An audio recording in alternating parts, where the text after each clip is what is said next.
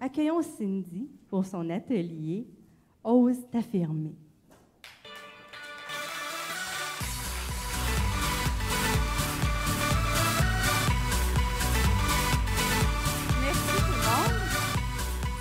Assez particulier d'entendre une description comme Céline vient de faire parce que pour être ici aujourd'hui et vous partager ce que j'ai appris pour choisir les bons mots pour s'exprimer, j'ai travaillé fort, hein, s'il vous plaît. Puis aujourd'hui, j'ai le goût de partager ça avec vous parce que c'est quelque chose qui me tient à cœur. Et puis, je trouve ça, je veux juste faire une petite anecdote avant de commencer parce que tantôt, on s'est fait dire de faire attention à nos mots, qu'on disait que c'était important. Bien, j'étais très contente de voir qu'il y a quelqu'un dans le corridor qui m'a souhaité bon succès. Alors, merci.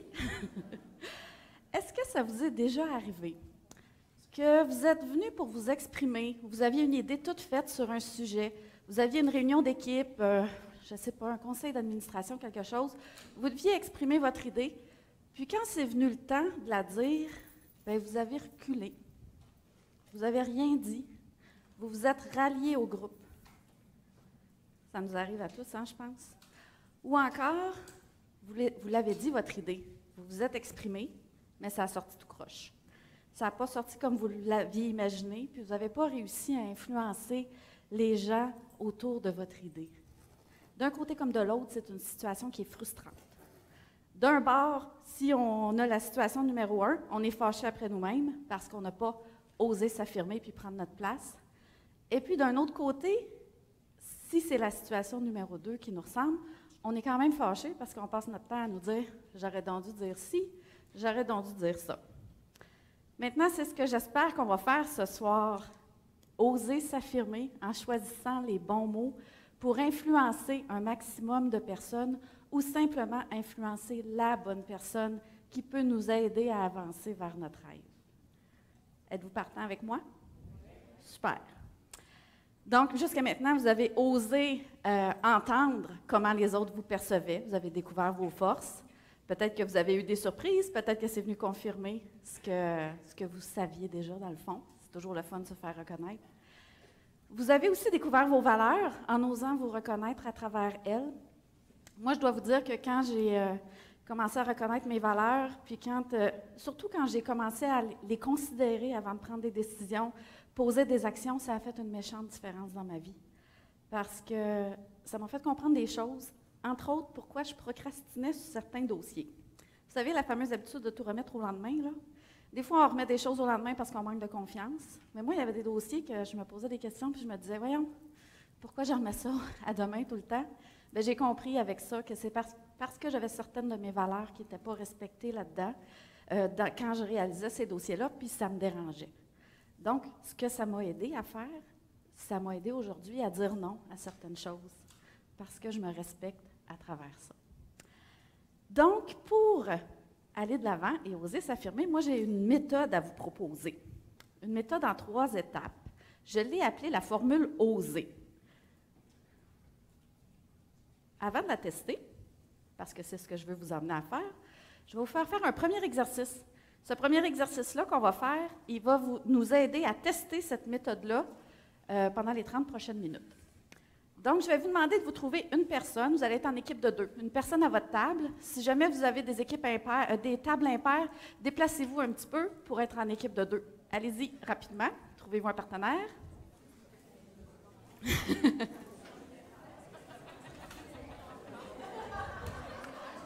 Ça va? Tout le monde a son partenaire?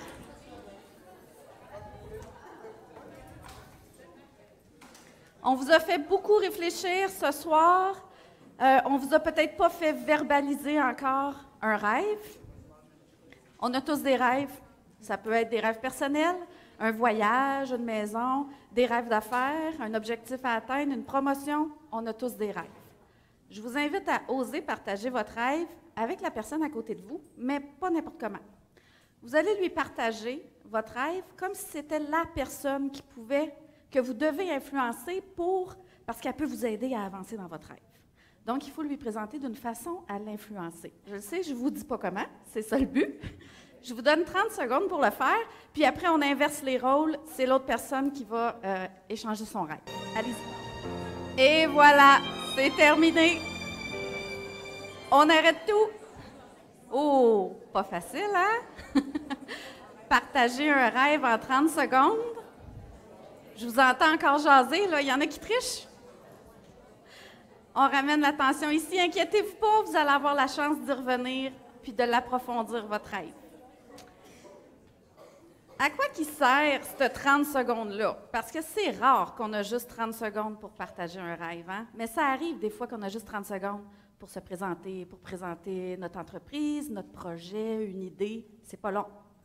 À quoi qui sert ces 30 secondes-là? Il sert à semer l'intérêt. En fait, c'est comme une première impression. C'est votre opportunité de donner le goût à l'autre d'en savoir plus. Donc, c'est tout un défi dans le fond. Je prends pour acquis que vous avez le goût d'en savoir plus. Est-ce que je me trompe? Je pense que non, hein? Donc, ce que vous allez faire avant de recommencer à jaser avec votre voisin, sur vos feuilles, sur la page « Ose t'affirmer », en haut, c'est écrit « Question ». Là, écoutez-moi bien avant de le faire, par exemple. Vous allez noter sur cette page-là la première, j'ai bien dit la première question qui vous vient à l'esprit que vous aimeriez poser à votre voisin pour en savoir plus sur son rêve. Pas la deuxième, la troisième ou la question que vous pensez qui est plus intelligente. La première.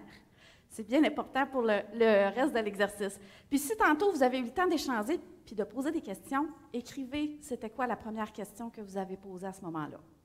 Allez-y, je vous laisse un instant pour écrire ça. Alors maintenant, avec ces deux petites choses-là, vous êtes prêts à tester ma méthode OSER. C'est une méthode en 3 étapes. La première étape, O, pour observer et écouter. Quand vous avez partagé votre rêve tantôt avec votre voisin, avez-vous remarqué s'il était réceptif à ce que vous disiez?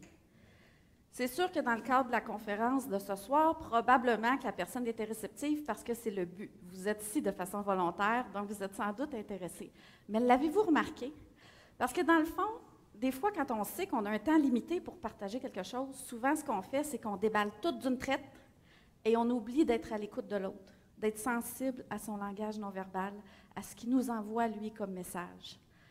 Donc, est-ce qu'il écoutait vraiment? Si vous l'avez remarqué, tant mieux. Il y a des signes évidents que vous avez sans doute vus. Peut-être que la personne, pas peut-être, si elle était intéressée, elle vous regardait directement dans les yeux. Elle peut avoir hoché la tête. Elle peut même s'être avancée vers vous pour être sûre de rien manquer. Si vous avez eu le temps de terminer, elle vous a certainement posé une question pour continuer à en savoir plus. La question qu'elle vous a posée, la personne, ça en dit beaucoup sur comment vous pouvez poursuivre la conversation pour l'influencer. Donc, on va revenir à ça, la question que vous avez notée. Un message, dans le fond, c'est composé de 3 éléments. Vous avez votre langage non verbal qui parle pour vous, le ton de la voix. Moi, je touche ma gorge parce que c'est quelque chose qui me trahit des fois. Ma voix tremble, donc le ton de la voix. Et vous avez les mots. Puis dans le fond, quand on s'exprime, il y a quand même 55% de notre message qui passe par notre langage non verbal, 38% par le ton de notre voix. On s'entend que par téléphone, le ton de la voix prend beaucoup plus d'importance. Ça laisse juste un maigre 7% pour les mots. Est-ce que ça veut dire pour autant que les mots ne sont pas importants? Bien sûr que non, hein? Sauf que qu'est-ce qui va influencer les mots qu'on dit? Notre attitude. Puis notre attitude, c'est quelque chose qu'on peut développer également. On entend souvent dire que le succès, ce n'est pas une question d'aptitude, mais d'attitude. Je suis sûre que vous avez déjà entendu cette phrase-là. C'est vrai, sauf que moi, je trouve que les deux vont ensemble. C'est comme un cercle. Plus on développe nos aptitudes, plus on gagne en confiance et c'est un cercle vertueux, finalement, qui nous aide à influencer les gens. Donc là, vous avez fait un premier exercice sans préparation. Vous avez partagé votre rêve, peut-être même avec un inconnu, parce qu'on vous a fait changer de place. Donc là, il faut savoir, est-ce qu'on a réussi à l'influencer? L'autre, il a accueilli notre rêve avec ses filtres, ses valeurs, ses préjugés, son mode de communication. C'est toutes des choses qui influencent beaucoup la communication entre deux personnes.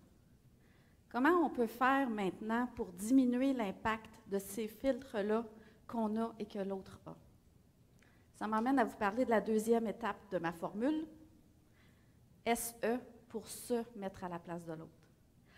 Puis vous savez, on parle beaucoup de confiance et tout ça, puis on a toutes, en tout cas les filles dans l'équipe, on a toutes fait un cheminement là-dedans. On était toutes des filles qui avaient besoin de gagner en confiance puis d'oser s'affirmer. Il y en a des fois qui l'ont, cette confiance-là. Peut-être que leur défi, des fois, à ces gens-là, c'est de se mettre à la place de l'autre, parce que ça nous permet de comprendre l'autre et déceler comment on peut l'influencer et comment lui parler. C'est pour ça que j'insiste sur le se mettre à la place de l'autre. Vous avez sûrement déjà vécu ça.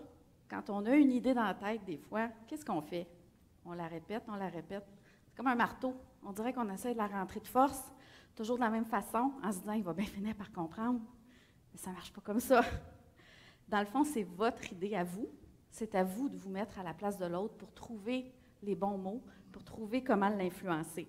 Parce que ce qui nous touche, nous, ça ne touche pas nécessairement les autres autour de nous. Donc, quand on réussit à s'ajuster à ça, je vous le dis, ça a un réel impact sur l'influence qu'on peut avoir. Ça fait toute une différence. Donc là, on va parler un peu des modes de communication. Il y en a 4. La communication, je vous le dis tout de suite, ça va beaucoup plus loin que ces 4 modes de communication-là. Mais personnellement, je trouve que déjà, si on est capable de voir ces 4 grands modes de communication-là, ça fait vraiment une différence dans nos façons de communiquer. Et vous allez peut-être trouver c'est quoi votre mode qui est dominant, mais quand on met l'emphase sur cette façon de communiquer-là seulement, ça explique bien souvent pourquoi on est mal compris des autres. Parce que ça va bien quand on parle à des gens qu'on connaît très bien. C'est quelque chose qu'on fait de façon instinctive, de s'adapter à son mode de communication parce qu'on le connaît. Mais quand on doit aborder un inconnu, quand on doit parler devant un groupe, un inconnu, on ne connaît pas son mode de communication. Dans un groupe, je ne connais pas vos modes de communication, je dois trouver une façon de m'adresser à toutes vous autres pour que, je l'espère, vous trouviez mon atelier intéressant. Donc, il faut être réceptif à ce que les gens nous renvoient comme message pour trouver leur mode de communication. Je vous l'ai dit tout de suite, il y en a 4. Vous avez les gens émotifs, les gens logiques, les contrôlants et les créatifs. Les émotifs, eux, ce qui va arriver, ils vont être beaucoup influencés par les gens. Ils vont se fier à leur intuition pour prendre des décisions bien souvent. Ils vont être dans le senti. Donc ça, vous pouvez le remarquer, les gens autour de vous. Moi, je suis une émotive, je le sais. Donc, quand on me parle d'un projet, je vais être très intéressée à savoir qui participe à ce projet-là. Parce que j'ai le goût de triper avec les gens, j'aime le monde, puis si ces gens-là m'inspirent, je vais avoir le goût de participer moi aussi. Les logiques, eux, ce qu'ils aiment, c'est les faits, les chiffres, les statistiques. Donc, il faut aller droit au but avec ces gens-là. Il ne faut pas prendre 1000 détours pour leur dire c'est quoi notre rêve. On va droit au but, on leur dit c'est quoi. Moi, j'ai un ami qui est logique. Puis, il y a quand même beaucoup de créativité en lui parce qu'il y a plein d'idées d'affaires, de projets d'affaires, sauf qu'il n'aboutit jamais parce qu'il calcule trop. Puis moi, l'émotive en moi, là, des fois, j'aurais le goût de le prendre par les épaules, de le brasser un peu, puis de dire, ben là, avance, fonce, fais quelque chose. Sauf que si j'y parle juste de même, avec mes émotions, comprenez que je ne l'influence pas pantoute, hein? Parce que lui, ce qui le rassure, c'est les faits, les chiffres et ses calculs. Un jour, je l'espère, il va se partir en affaires.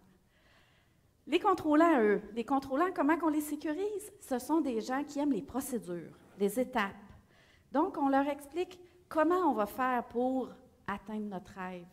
C'est quoi les étapes pour y arriver? Mon chum, c'est un contrôlant. Imaginez-vous donc, j'aime ça qu'il soit contrôlant. Ça fait quand même 20 ans qu'on est ensemble, puis si on est encore ensemble, c'est parce qu'il partage mes rêves. Il met un peu d'étapes et de structure dans nos rêves qu'on partage. Donc, c'est le fun aussi d'avoir différentes personnes autour d'un même projet parce que ça apporte différents talents autour de la table. Il reste les créatifs. Vous avez vu quelqu'un de créatif tantôt sur scène. Avez-vous remarqué c'était qui? José, j'ai-tu bien entendu? Oui, José. José, bien, une personne créative, c'est quelqu'un qui est visionnaire. C'est quelqu'un qui travaille beaucoup avec l'image, qui veut voir le résultat final. Vous avez vu les images que José nous a présentées à l'écran tantôt, c'était magnifique. L'image, c'est important pour elle. Et puis, par exemple, quand on montait ce projet-là, ça arrivait des fois qu'on partageait nos idées, puis elle nous disait « Je le vois pas. Je vois pas comment, puis je vois pas où tu vas en venir. » Vous avez vu le mot qu'elle utilisait? « Voir. » Donc, c'était à nous de lui faire voir ce qu'on pensait pour l'influencer dans notre idée. Donc, il y a 4 questions auxquelles on peut répondre qui vont nous donner des indices sur les modes de communication des gens autour de nous. C'est pour ça que je vous ai fait noter une question tantôt, puis que vous allez la partager ensemble. L'objectif, c'est de vous faire prendre conscience du mode de communication de votre partenaire. Puis ces questions-là, je les répète avec les modes de communication, c'est le qui, quoi, comment et pourquoi. Donc, le qui, ce sont les gens. Qui est impliqué dans ce projet-là pour les émotifs?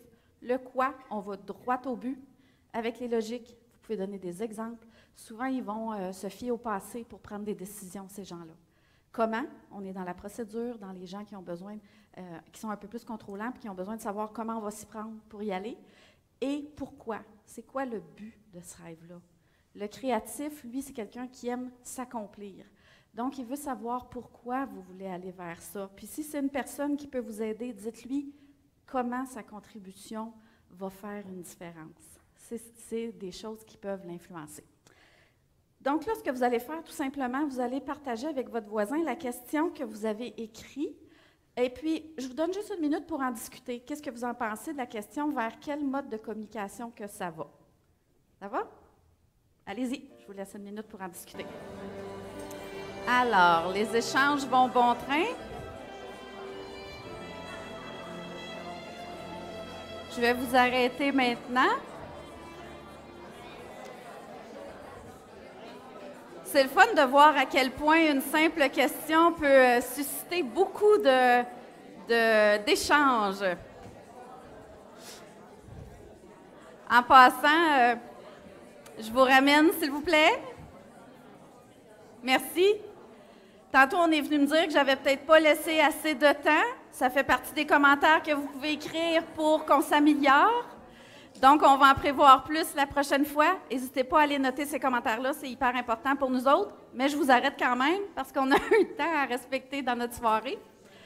Alors, ça a l'air d'avoir suscité des conversations intéressantes. Écoutez, il n'y a rien de coulé dans le ciment en communication. Et c'est ce qui m'amène à vous parler de ma 3e étape. Parce que vous savez, il y a autant de façons de communiquer qu'il y a de gens. Alors, qu'est-ce qu'on fait quand on communique puis ça ne fonctionne pas? On recommence. Mais pas avec le marteau, là, comme je disais tantôt. On recommence différemment. Et c'est ce qu'on va faire actuellement. Et puis, je vous le dis, ma méthode que je vous offre, elle n'est pas infaillible parce qu'il y a autant de façons de communiquer qu'il y a de gens. Par contre, personnellement, à mon avis, je trouve que c'est un bon outil pour avancer puis de prendre conscience des différents modes de communication des gens autour de nous. En tout cas, moi, ça m'a beaucoup aidé. Et puis, les changements se font de façon graduelle. Écoutez, vous adapterez pas nécessairement ce que vous dites à un inconnu du jour au lendemain. Bien souvent, vous allez revenir chez vous après une soirée réseautage, puis là, ça va vous allumer une cloche. « Ah oui, gardons, lui, il m'a dit telle affaire. Peut-être que c'est un contrôlant, puis j'aurais dû utiliser tel mot. » Puis là, au fur et à mesure, à un moment donné, vous allez venir qu'à le faire de façon naturelle dans vos conversations quand vous allez être à l'aise avec ces gens-là. Alors là, imaginez un autre exercice. Qu'est-ce qu'on va faire, vous pensez? On va recommencer. Ce que vous allez faire, je vous donne 2 à 3 minutes individuelles. Dans votre cahier, vous avez les 4 questions. Qui, quoi, comment et pourquoi. Je voudrais que vous réécriviez votre rêve que vous avez partagé tantôt, mais en répondant à ces 4 questions-là. Ça va? Allez-y.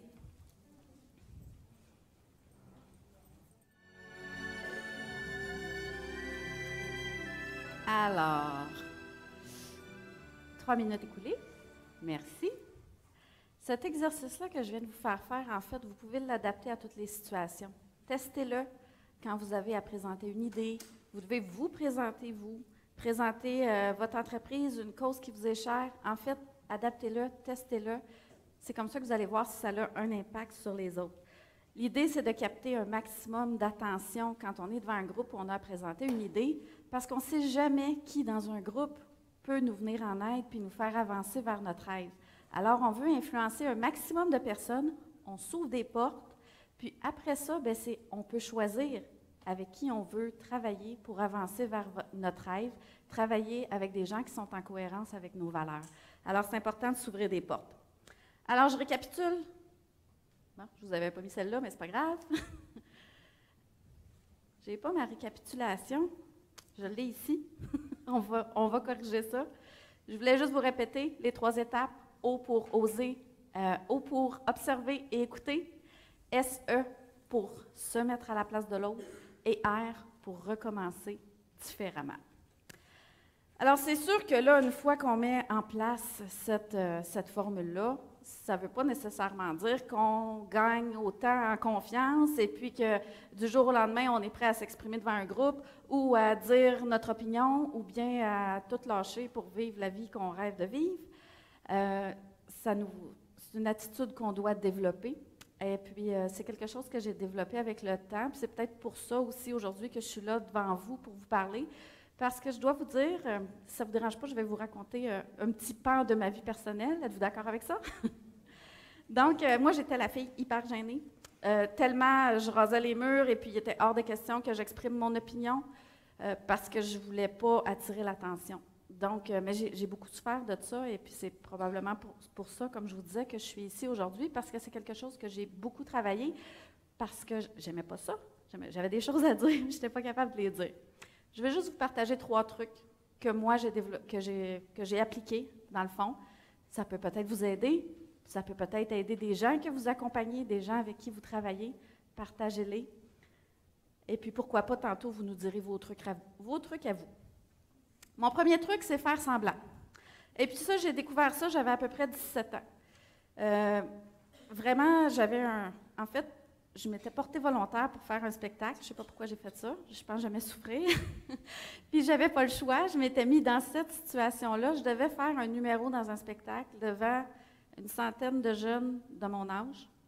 Et puis, c'est comme une fois rendue au pied du mur, là, que j'étais sur scène, que je me suis rendu compte que, faut que je fasse quelque chose. J'avais 2 solutions. Je fige ou je trouve une solution. Je me suis dit, je vais faire semblant. Je vais faire semblant que j'aime ça. Je vais faire semblant que j'ai du fun à raconter mon histoire. Mon Dieu, ça a marché. J'en suis juste pas revenue. Après le spectacle, tout le monde est venu me dire que j'étais bonne. Puis c'est pas ça qui m'a épatée. Ce qui m'a épatée, c'est qu'il m'avait cru que faire semblant, ça marchait. Puis ce que je trouve encore plus épatant, c'est que dernièrement, j'ai découvert qu'il y a eu des recherches qui ont été faites sur ça. Dans les outils, à la fin du cahier, je vous ai mis un lien vers une vidéo. Je vous invite à aller la visionner. C'est une professeure-chercheur de l'Université de Harvard qui a fait une étude sur le faire semblant, comment ça avait un impact réel sur notre attitude. Alors, je vous invite à le regarder si c'est quelque chose qui peut vous aider ou partagez-le dans vos réseaux. Ça, c'était mon premier truc. Deuxième truc, Sylvie en a parlé tantôt, miser sur ses talents. En fait, elle nous a dit qu'on avait juste un talent. Alors, peut-être je devrais écrire miser sur ses forces, ses expériences, parce que dans le fond, moi, c'est ce que j'ai fait.